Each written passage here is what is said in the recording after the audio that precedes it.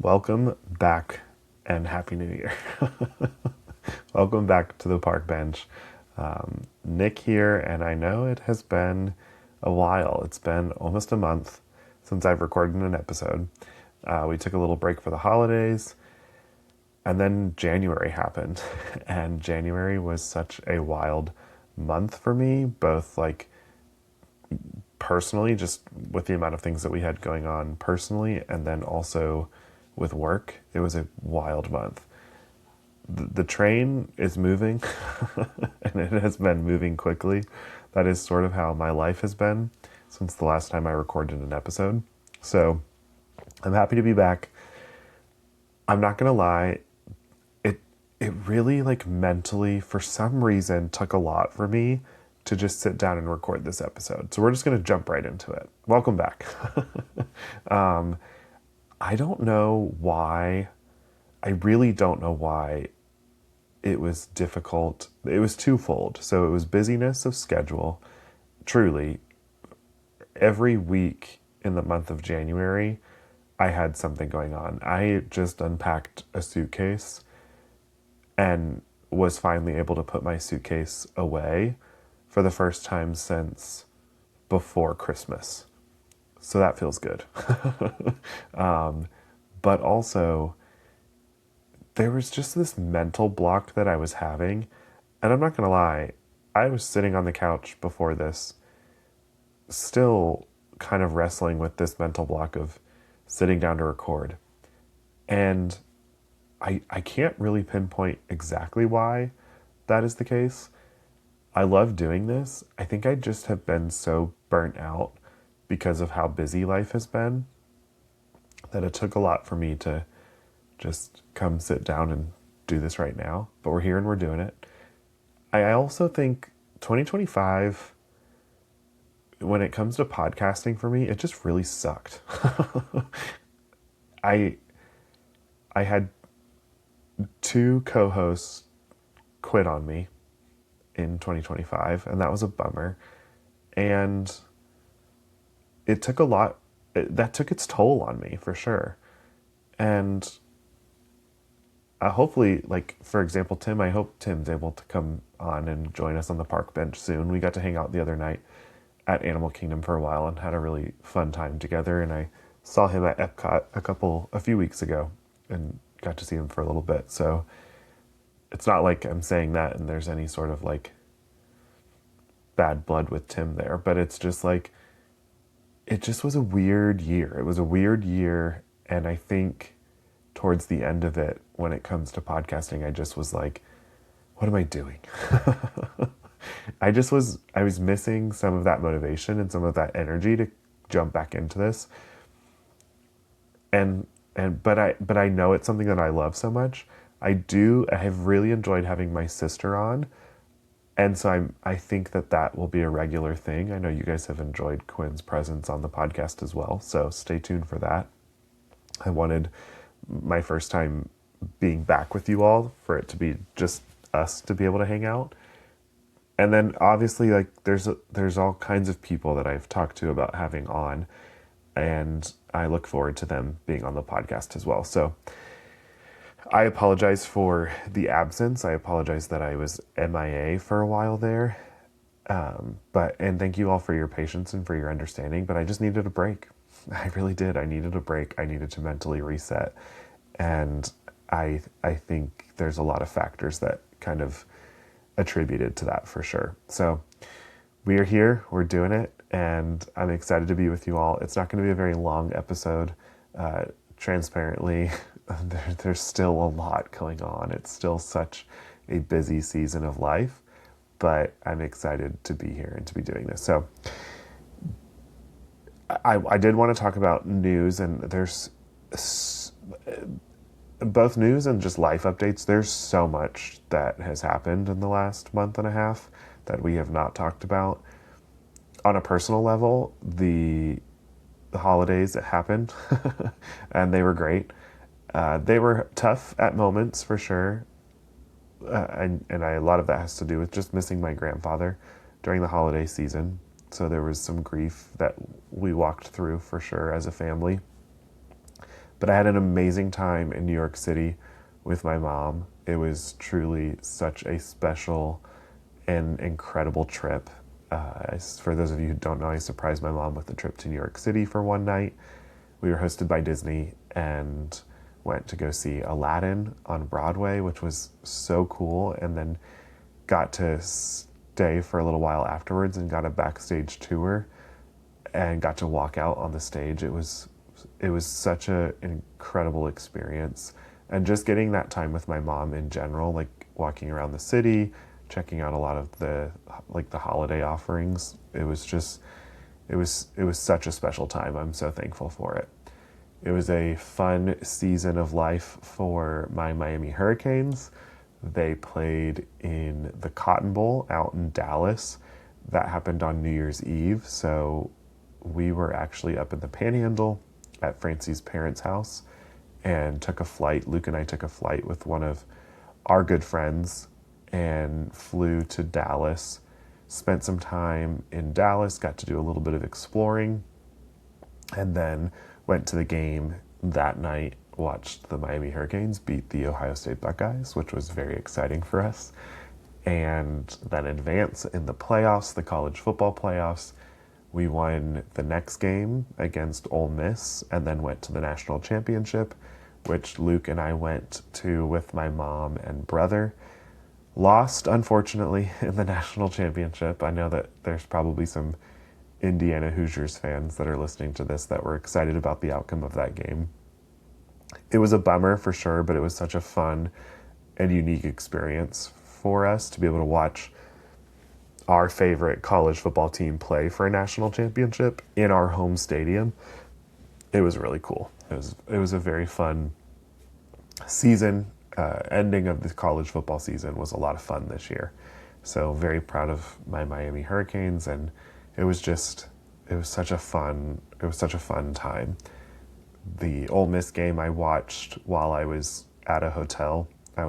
We stayed at the Port Orleans Riverside, and I was there for marathon weekend, so I was running my third Dopey Challenge. So stayed at Port Orleans, and my friend Allison and Daniel came over, and our friend Cody. And Daniel is a Miami Hurricanes fan. I go to a lot of games with Daniel, and we just had a great time watching that game together. It was so much fun, and I don't know if you guys have seen on social media the video that I posted of Daniel and I's reaction to the game, but it was really special. It was really special. I was bummed not getting to watch that game with my family, Luke in particular, who was back at home watching it, and we FaceTimed throughout the game. But it was so much fun. So Francie and the kiddos joined me later that weekend once they were done with school and work, and came out and supported me in my races, which I'm always so thankful for. Francie is literally a rock star. So incredibly thankful for her and her support and the kiddos. So I ran my third Dopey Challenge, and that was a blast. It was tough. I'm not going to get into all the weeds of it, but it was definitely a tough race weekend. I did not train like I should have or like I wanted to for these races. A lot of that has to do with the fact that we have a baby. So getting to go for runs wasn't always in the cards like I wanted it to be, which makes sense. My priority and need was to be present and to be in the house. So that was a contributing factor into how tough the weekend was for sure. But I had a great time. It was so much fun. I love getting to run with my running fam, which includes AJ, who I did the Happiest Podcast on Earth with, and her mom. And we really had a good time together. We made a lot of memories, even through our frustration and disdain at times for having to run the amount of miles that we were running. It was a really special experience for sure. And I'm proud of myself. I'm proud of myself for completing my third marathon. I'm proud of myself for completing my third Dopey Challenge. It's a challenge for sure. It's a lot on your body and it's exhausting, but it was a lot of fun. Then the rest of January was filled with work trips. I was, and not even just work trips, but it was either work trips, went to Miami for the national championship. We went to stay at Universal for one night. We, as a family, that was just a personal trip. It was a lot of fun. The Universal hotels continue to just impress me and blow my mind. They do such a good job. If you're looking to book a trip to Orlando and have never stayed at a Universal Orlando resort before, I highly recommend it. It is such a fun experience, and they do such a good job with them. But and then last week I was on a cruise. So I was on the Disney Wish for the week with work, and my sister was able to come with. I was bummed. Francie really wanted to be able to go, and I really wanted her to join. She's a teacher, and teachers don't get that much time off, especially because the cruise was a Monday to Friday situation. So that complicates things. It's literally an entire week off of school. And because Francie took so much time off at the beginning of the school year when Zoe was born, she's very limited in what she's able to take off right now. So definitely was really bummed that she couldn't join, but it was fun to have my sister there for sure. We had a good time together, made a lot of memories, and won a lot of trivia, which was really fun.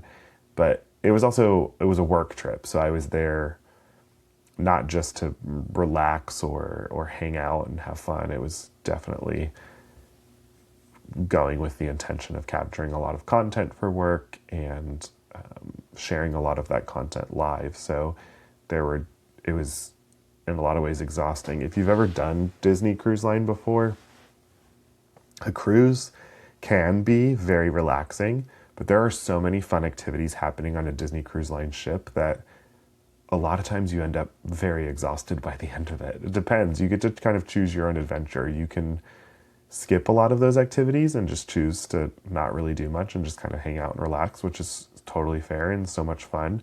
We chose to really kind of go for it. And a lot of that is because we were capturing so much content for work. But yeah, we were busy the entire time. So I came back pretty exhausted. And now we're here. It's been a busy week with work, just trying to catch up from being out of the office all last week. The office being home, I work from home. But yeah, we're just playing kind of the catch-up game, and February is going to be a fun month, some fun things to look forward to. I do travel again over to Orlando, so not a huge trip, but I will be for work over in Orlando a little bit. And then next weekend is a big weekend. It's Valentine's Day weekend, and so we've got some fun plans, like with the family. We're trying to make some plans for Francie and I to be able to get away, which will be nice. Not get away overnight or anything, but just have a day date, which will be really nice. We don't get the opportunity to have as many dates as we used to, that's for sure, which is understandable. It comes with the territory of having kids, but we want to be definitely intentional about trying to take those opportunities when we can to spend some time together. So that will be happening, and I want to start a tradition of Zoe and I going on a date. I want to start that now. It'll be her first Valentine's Day. So I think I'm going to take her out the day before Valentine's Day and try to make that a tradition every year. I always want her to know how loved and special and important she is. I want all my kids to know that, obviously. I want my boys to recognize how loved they are as well. Francie and I talked about maybe her and the boys could go do something, and then Zoe and I could go do something together and just kind of like make that a thing. And then we have a family tradition of having pizza at our local park on Valentine's Day. And that tends to work out well because Valentine's Day is typically on a weeknight. This year it's exciting because it's on a Saturday, so we'll have a little bit more time to prepare for that, but we want to keep that tradition going this year for pizza in the park. So a lot of fun things to look forward to in the month of February. As far as theme park news goes, there's been so much. There's been so much theme park news that we could get into. So many happenings around the parks. Festival of the Arts is happening at Epcot, my favorite festival of the year. There's so much that we could talk about. I think we'll wait and I'll sort of prioritize some of those things and talk about them next week, especially if my sister is with us. The biggest piece of news that's happened this week is the fact that Disney will officially have a new CEO come March, and that is huge. It is a new leader of the company. It is not really a surprise to most of us Disney fans. We have sort of anticipated and expected that Josh D'Amaro be named the CEO. As a follow-up to Bob Iger, we could sort of see that coming. And so I don't think it really shocked anybody this week, but I think it really solidified what our expectations were. And for me, I am excited. I am excited about Josh. I think he has a lot of experience. In his background are the parks, and so for someone who's a fan of Disney parks, it's exciting to have someone who's at the helm, someone leading the company that got to that position through his experience in the theme parks, whether it's working in the parks or working in sales. The trajectory of his career came from being on the park side of things of the company. And so that is very exciting to me. I also personally am very excited because I've had the opportunity to meet Josh before. So that's sort of like the bread and butter of this episode, is that I wanted to just share what that experience was like. I don't think I've ever really talked about it publicly. I've shared it with people before. I've shared it with friends. And then obviously like people that I'm close with were there as I was living it. But I've gotten to meet Josh a few times. But the first time that I ever met him was a very unique experience. It was a really, really cool experience. So I thought I'd jump into that and get into that story. But before I do that, I just wanted to thank you again for being here. Thank you guys for supporting me and supporting this podcast. And again, thank you for your patience. I'm looking forward to really sort of getting organized with all of this and really making it something special. So thank you guys for trusting me with that for sure.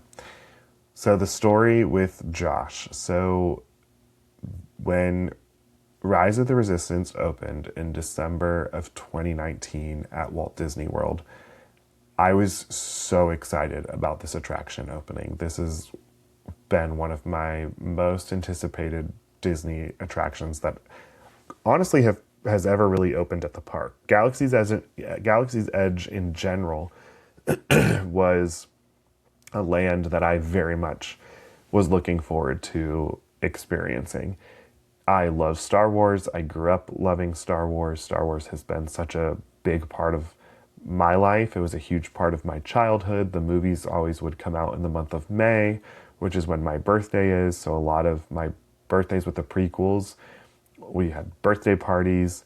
I'll never forget getting the original trilogy on VHS for Christmas one year, and I have watched those movies countless number of times. I read the books growing up. I have always been such a fan of Star Wars. I could probably not answer every trivia question correctly, but I know my Star Wars pretty well. And so when they announced that the land was coming, I was ecstatic. And then when we started to get information about the attraction that is Rise of the Resistance, I knew I wanted to be there opening day for that attraction. So when it opened in December of 2019, I took a half day off of work and drove myself to Hollywood Studios and fully anticipated on waiting for this attraction as long as I needed to in order to ride it. And I was prepped and ready to wait 6 hours, 7 hours if I needed to, which I know seems so wild to some people, but I legitimately was so excited to ride it that it was fine with me. Mind you, this is when the virtual queue system really first started at the parks, both Walt Disney World and Disneyland, with Rise of the Resistance. Virtual queues was not something that, as theme park goers, we had much experience with, or no experience at all. I don't know if you guys had the opportunity to visit Hollywood Studios or maybe Disneyland after Rise of the Resistance opened at the respective parks, but getting into the virtual queue was such a process. You had to be scanned into the park. The virtual queue would drop and you would hear cheers around the park for those who were able to get into it, and then sadness from those who were not. But that all started obviously on the first day, on opening day. And I had my account going at the time. My account was called Dream and Disney Dad, and I was sharing on it not as consistently and not as regularly as what I do now. But I had started my account and would share things from time to time. But my knowledge of preparing for the virtual queue and my knowledge of the happenings in the park was more limited than what it is now. Now it's my full-time job to know about these things that are coming and being prepared so that we can help other people be prepared. That was not the case for me in 2019. So I was walking into the park, and also my knowledge of the Disney parks, I had a very good knowledge of the things that had been around for years, and I had a very strong knowledge of how to navigate the parks. But I didn't know I wasn't so as much into the space as I am now by any means, and I wasn't as familiar with leadership of the Disney parks at all. I obviously was familiar with the leadership of the company, but when it came to leadership specifically at Walt Disney World, I wasn't familiar with who anybody was. So I get to Hollywood Studios midday, and as I'm walking in, I'm starting to see all of the signs that say that the virtual queue had been distributed for the day. And I didn't even really understand what that meant. I didn't know if there would be other distributions.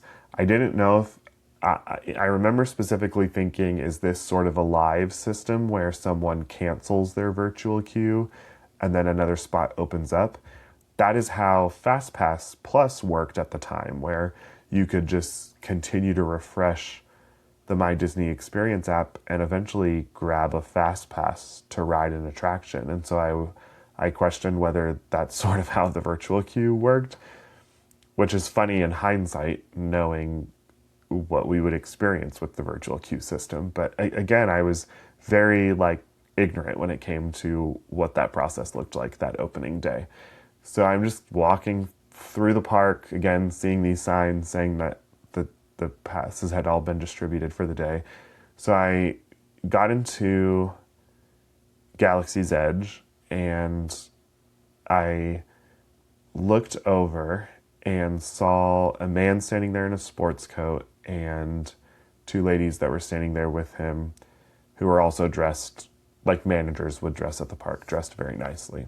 They were not wearing the costumes of Batuu. So I was like, I wonder if maybe they'll have, I would imagine they probably have some information as to what all of this means, because I could obviously tell that they weren't letting just anybody walk up and get into the queue for Rise of the Resistance. And so I walked up to them and I asked them, I said, hey, I'm not really familiar with all of the virtual queue stuff. I took a half day off work and drove over, and I kind of anticipated waiting in a long line, but I'm noticing that that's probably not the case for today. I am very excited about this attraction. I cannot wait to ride it. Is it worth it for me to stick around until later in the evening to see if any potential spots open up to be able to ride today? And they told me, unfortunately, no. Whoever had received one of those virtual queue passes were the guests that were going to be able to ride it, and anybody who didn't have it would have to just try again on a different day. And I told them, no big deal, thank you so much for the information. I live local, so I'll definitely try again. This is so exciting. It's such an exciting day, and congratulated them and told them kudos, for not just the opening of Rise of the Resistance, but for opening Galaxy's Edge at large, and thanked them for whatever whatever their hand was in opening. Again, I could tell that they were somebody important, but I had no idea who they were. And so I started to walk away. And this is also just a moment to reiterate that being kind to cast members, regardless of who they are, goes such a long way. If magic happens for people who are nice, if something, not that anything had gone, like nothing had happened to me, nothing was bad that day, but I know that sometimes there's moments in the parks where, or at the resorts, where things don't go the way that you would typically anticipate for them to go. Always be kind, always be respectful, and people respond so much better to that. So I think because I was so go with the flow, and because I didn't approach anyone with any sort of sense of entitlement, and because I was just nice, I walked away, and one of the ladies a few seconds later was walking after me, and she said, sir, she said, Josh here wants to make some magic happen for you. And I was just like, oh my gosh, like, what are you talking about? She's like, come on, walk over here with me. And so she walked me over, and Josh looked at me and said, I want you to be able to ride today. You took a half day off work. You were so kind to us. Like, we want to make sure that you get onto the attraction. So we're going to put you into, I don't remember whether Lightning Lane had switched over yet or not. I don't think so. I think it was still Fast Pass. I'm not quite sure. Either way, they were like, we're going to put you in the Lightning Lane, and we want to make sure that you're able to ride. And I just was floored. I was like, thank you so much. This means the world to me. Thank you so much for your kindness. Again, I did not know who they were. Even when she said his name, I was just like, at that point, it was tunnel vision, because I was like, oh my gosh, I'm going to get to ride. That was like the most important thing to me at that moment. And so I was so excited. I was giddy. And yeah, I got to get onto the attraction, and it was so special. But while I was in that Lightning Lane queue, as I was waiting to get on, to go through, not even get on the ride, I guess, with Rise of the Resistance, but to go through, and I was going in blindly, so I had no idea what I was getting ready to experience. But to go into the first pre-show, I paused for a second, and I was like, why did that guy look sort of familiar to me? And I am a part of Facebook groups, like pass holder Facebook groups, online, and I was like, I looked at one of the Facebook groups that was very active, and I recognized that a lot of people had posted pictures with him that day from Galaxy's Edge. And that's when I was like, someone had posted, like, just met the president of, because at the time Josh was the president of Walt Disney World. Someone posted, just met Josh D'Amaro, the president of Walt Disney World, here in Galaxy's Edge. And I was just like, oh my gosh, like, I just met the president of Walt Disney World, and he put me on the ride. Like, what are you talking about right now? And then it really clicked for me. I was just like, duh, like, of course, that's Josh D'Amaro. Like, what are you talking about? And so I was like kind of floored. I was like, oh my gosh, that's the coolest thing in the world. And so after I rode, I looked him up on Instagram, noticed that he had an Instagram, and sent him a message. I didn't know how else to get the word to him, but I sent him a message and just thanked him for getting me onto the attraction, and thanked him for, and let him know how much that meant to me, and how much I appreciated his kindness, and also appreciated being able to ride, and congratulated him and his entire team on such a job well done. Rise of the Resistance remains to be my favorite attraction at Walt Disney World to this day. And so, yeah, it was really cool. It was really special. And I sent him the message, and I was like, I don't know if he's ever going to see this, but I want to make sure that I express my gratitude. So I went to Epcot and met up with a friend, had dinner at Epcot, just kind of walked around for a little while, and then made my way back to my car at Hollywood Studios and started to drive home. And as I was driving home, my phone lit up and I got a DM back from Josh. And he said, "Thank you so much for your kind words. Are you still out there?" And I was like, "Well, I actually just left property. I'm not far. Is something else happening?" And he said, "Well, no worries, if you don't have the time, but I didn't know if you were still around, and if you wanted to ride again, I'd love to ride it with you." And so I called Francie and was like, "Sorry, I'm not going to be able to make it home right now." And Francie was like, "You better go back to Hollywood Studios." And so I messaged him and I said, I'm not far off property. I can be back there in just a few minutes. And and I messaged him again and was like, I just parked. I'm headed into the park. And he said, "No worries. I'm tied up right now, but just meet me outside of the attraction."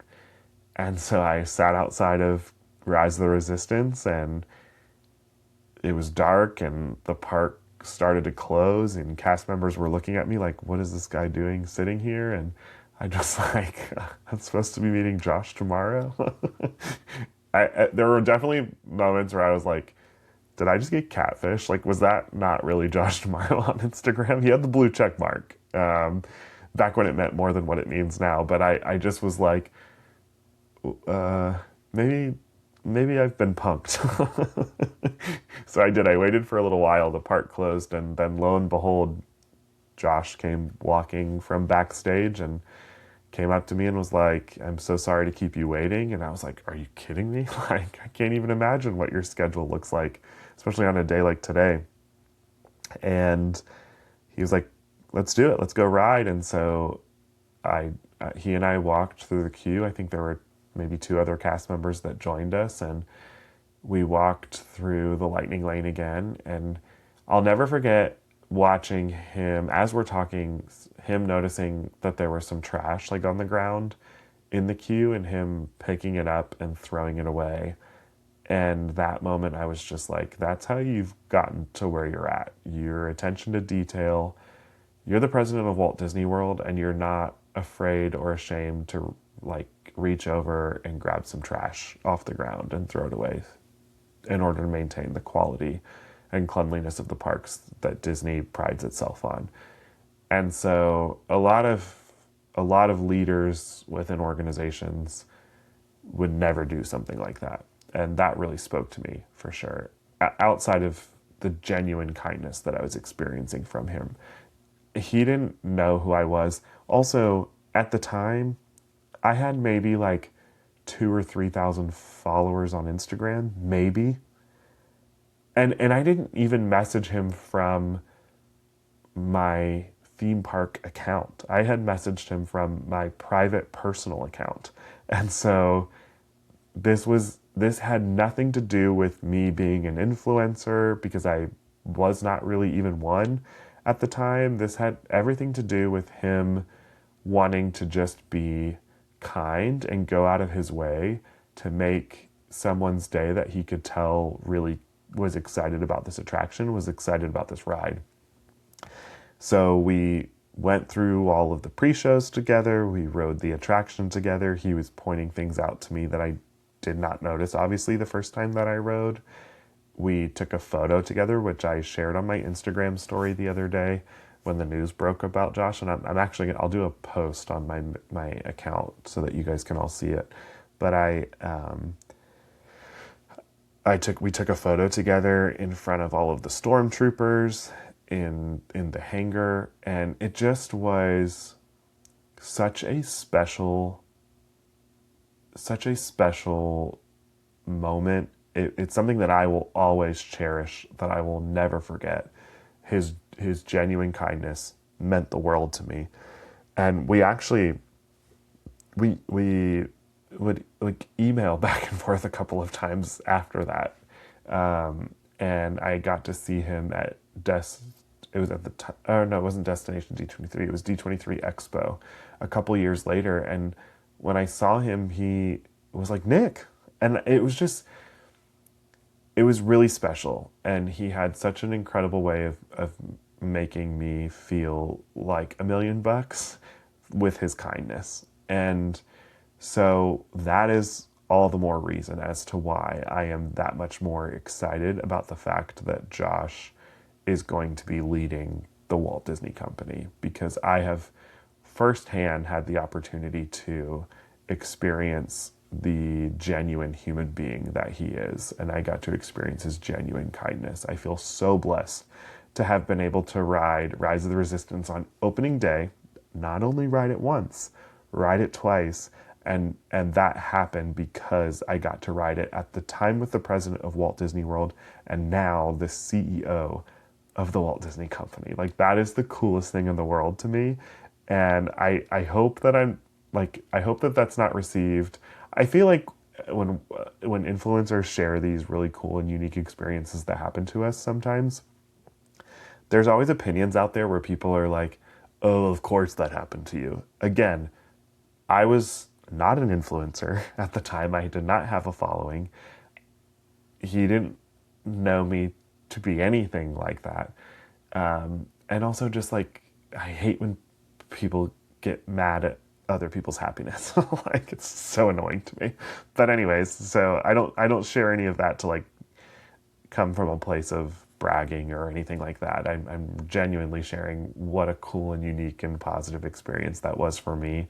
And I feel so blessed and honored by that experience, and truly feel so grateful and thankful for Josh and for what he did for me on that day, because it's something that I will never forget. And so I am so excited for him. I don't think he listens to this podcast. I don't think he probably remembers who I am anymore, and that's okay.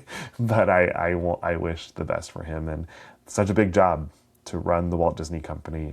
I cannot imagine the stress. And thank you to Bob Iger for leading us over the last few years and his time before that as well. It's not a job that I envy the stress that like those leaders face on a day-to-day basis and the decisions that they have to make.